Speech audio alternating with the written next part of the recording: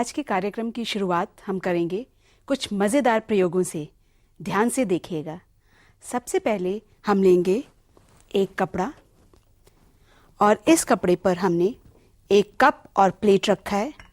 इस कप के अंदर हमने चाय ली हुई है और हम इस कपड़े को हटाते हैं। हमने क्या देखा? ना तो ये कप प्लेट गिरा और ना ही इसके अंदर की चाय छलकी। अब हम एक और प्रयोग करते हैं। इस गिलास के ऊपर हम ये एक गत्ता रखते हैं। ये पतला सा गत्ता, ये मैंने यहाँ पे पोस्ट कार्ड लिया है। इसके ऊपर हमने रखा एक सिक्का। गत्ता हटाने पर सिक्का हमेशा ग्लास में ही क्यों गिरता है? अब हम लेते हैं कुछ 5 रुपए के सिक्के। इसकी हमने एक ढेरी बनाई और ये हमने एक लोहे का फुट्टा लिया। आपने देखा सिर्फ एक ही सिक्का यहाँ गया, बाकी की ढेरी ऐसे ही रही। ऐसा सब होने का एक ही कारण है और वो है जड़त्व। पर जड़त्व है क्या? आइए इसे विस्तार से समझते हैं। यहां हमने पानी से भरी हुई एक प्लेट ली है। इस प्लेट को अचानक चलाने पर क्या हुआ और चलती हुई प्लेट को अचानक रोकने पर क्या हुआ? प्लेट के चलना प्रारंभ करने पर पानी पीछे की ओर ही क्यों छलकता है और चलती हुई प्लेट को अचानक रोकने पर पानी आगे की ओर ही क्यों छलकता है? प्रारंभ में प्लेट और पानी दोनों ही स्थिर अवस्था में है। जैसे ही प्लेट चलती है, प्लेट तो गति अवस्था में आ जाती है, परंतु पानी जड़त्व के कारण स्थिर अवस्था में ही रहना चाहता है और पीछे की ओर छलक जाता है। जब हम चलती हुई प्लेट को अचानक रोकते हैं तो प्लेट तो स्थिर अवस्था में आ जाती है, परंतु पानी जड़त्व के कारण गति अवस्था को बनाए रखना चाहता है और वो आगे की ओर छलक जाता है। ऐसा ही अनुभव हमें होता है जब हम बस में खड़े होकर यात्रा करते हैं। बस के अचानक चलने पर क्या हुआ और अब बस में अचानक ब्रेक लगने पर क्या हुआ? आइए इसे समझते हैं एक छोटे से प्रयोग के द्वारा।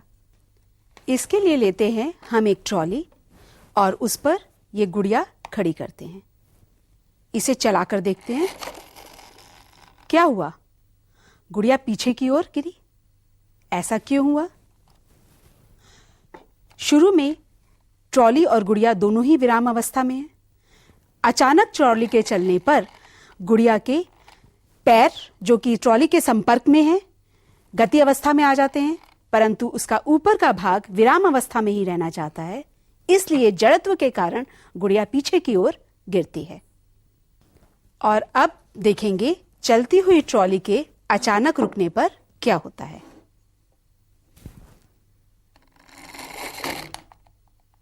आपने देखा गुड़िया आगे की ओर गिरी। ऐसा क्यों हुआ?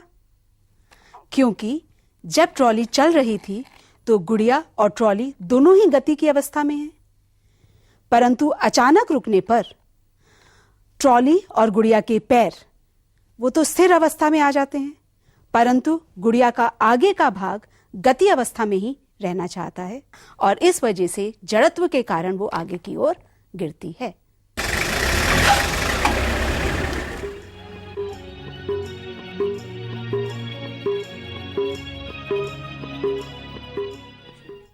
अब आप ये भी समझ गए होंगे कि जड़त्व क्या है।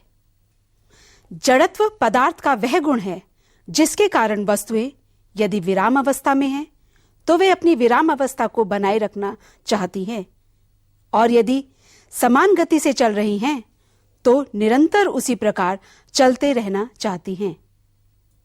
जड़त्व के इस गुण का हमारे दैनिक जीवन में अनेक स्थानों पर उपयोग होता है। टमाटर की चटनी यदि गाढ़ी बनी हो तो उसे बोतल से निकालने के लिए हम क्या करते हैं? हम बोतल को इस प्रकार झटकते हैं। जब हम बोतल को अचानक रोकते हैं तो बोतल तो विराम अवस्था में आ जाती है, परंतु चटनी गति अवस्था में ही रहना चाहती है और जड़त्व के कारण वो बोतल से बाहर आ जाती है।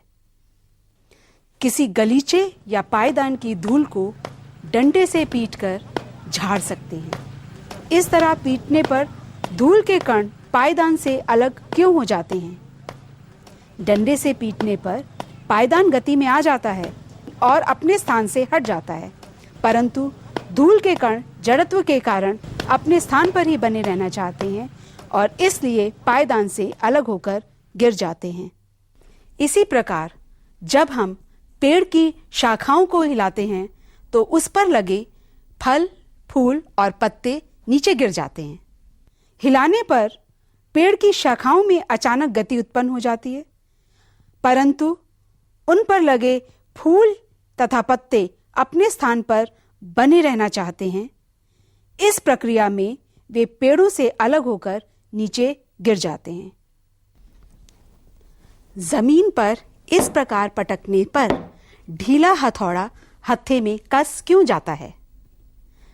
जब हम हथौड़े को ऊपर से नीचे लाते हैं तो जमीन से टकराते ही हत्था विराम अवस्था में आ जाता है, परंतु इसका लोहे का भाग जड़त्व के कारण गति अवस्था में ही रहना चाहता है और लकड़ी के हत्थे पर कस जाता है। हमारे पास हैं 2 अंडे, एक उबला हुआ और एक बगैर उबला हुआ। आइए देखते हैं क्या करते हैं।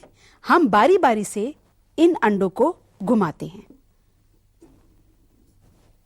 ये अंडा रोकने पर रुक गया। अब हम दूसरे अंडे को घुमाते हैं। ये क्या? ये तो फिर भी घूम रहा है। ऐसा क्यों? यह बगैर उबला हुआ अंडा है। इसमें तरल पदार्थ होता है। जब हम इसे घुमाते हैं तो खोल और तरल पदार्थ दोनों ही गति में होते हैं। रोकने पर जो खोल है वो तो विराम अवस्था में आ जाता है, परंतु तरल पदार्थ गति में ही रहना चाहता है जड़त्व के कारण। इस प्रकार तरल पदार्थ के घूमने से ये अंडा दोबारा घूमने लगता है। इस कच्चे अंडे की तुलना हम इस खिलौने से कर सकते हैं। इसको घुमाते हैं। क्या देखा? इसके अंदर का तरल पदार्थ घूम रहा है। फिर से देखिए, रोकने पर क्या हुआ? यह फिर घूमने लगा। रोकने पर बाहर का खोल तो विराम अवस्था में आ जाता है, परंतु अंदर का तरल पदार्थ जड़त्व के कारण गति में बना रहता है। अब जरा सोचिए, उबले अंडे को रोककर छोड़ने पर वह दोबारा घूमना प्रारंभ क्यों नहीं करता? इस प्रकार हमने सीखा कि प्रत्येक वस्तु अपनी गति अथवा विराम अवस्था में ही रहना चाहती है। वस्तुओं के इस गुण को जड़त्व कहते हैं। परंतु क्या सभी वस्तुओं का जड़त्व समान होता है? इस खिलौना गाड़ी को गति में लाने के लिए हमें थोड़ा सा बल लगाना पड़ता है। इसे तो हम थोड़ा सा बल लगा करके ही आसानी से गति में ला सकते हैं, लेकिन यदि किसी बड़ी कार को खिसकाना पड़े तो कितना बल लगाना पड़ेगा? जानते हैं इसका कारण क्या है? इस कार का जड़त्व खिलौना कार के जड़त्व से काफी अधिक है। ऐसा ही अनुभव हमें तब होता है जब हम फुटबॉल के आकार के किसी बड़े पत्थर को किक लगाकर दूर फेंकना चाहते हैं। कारण है पत्थर का जड़त्व फुटबॉल के जड़त्व से अधिक होता है। इस प्रकार जितना अधिक किसी वस्तु का द्रव्यमान होगा उतना ही अधिक उसका जड़त्व भी होगा। अतः हम कह सकते हैं किसी वस्तु का द्रव्यमान उसके जड़त्व की माप होता है। अब यहां देखिए, ये समान आयतन के 2 गुटके हैं, एक लकड़ी का और एक लोहे का। क्या इनका जड़त्व बराबर है? सोचकर बताइए।